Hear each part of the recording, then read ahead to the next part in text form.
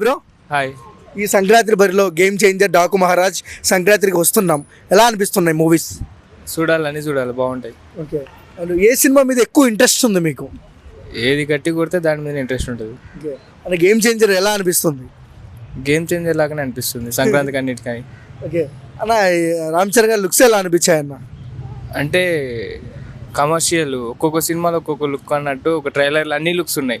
Family bye, ఒక college student, అన్ని looks అయితే కనబడుతున్నాయి. బట్ కమర్షియల్లీ హిట్ అవుతుంది అనుకుంటున్నాను, చూడాలి. ఓకే, అంటే మన పొలిటికల్ డ్రామా రామ్ చరణ్ గారిది ఇంతవరకు చేయలేదు కదా, ఎలా అనిపిస్తుంది?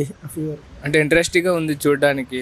కొత్త జోనర్లో చూడాలంటే ఎవరికన్నా కొత్త ఉత్సాహం ఉంటుంది కదా, ఒక హీరోని చూడాలని చాలా ఇంట్రెస్ట్ ఉంది. అండ్ శంకర్ డైరెక్షన్ అంటే ఇంకా అది వేరే కదా.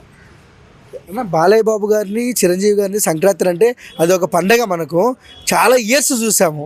ఇప్పుడు గేమ్ చేంజ్ అయినట్టు రామ్ చరణ్ గారు వస్తున్నారు, ఎలా చూడొచ్చు అన్న దీన్ని మనం?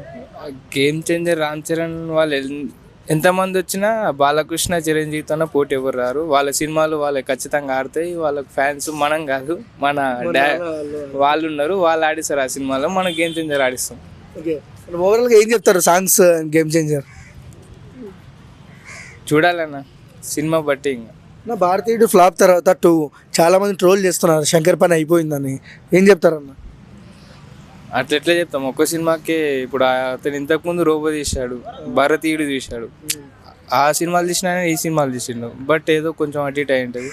బట్ గేమ్ చేంజర్తో గట్టి కొడితే మళ్ళీ ఆయన గురించే మాట్లాడతారు అందరు జరిగేటివే. ఇప్పుడు ప్రతి ఒక్కరికి ఫ్లాప్లు ఉంటాయి, హిట్లు ఉంటాయి. బట్ తక్కువ చూడకూడదు ఎవరిని. ఆయన లెవెల్ ఆయనది, ఆయన వేరే.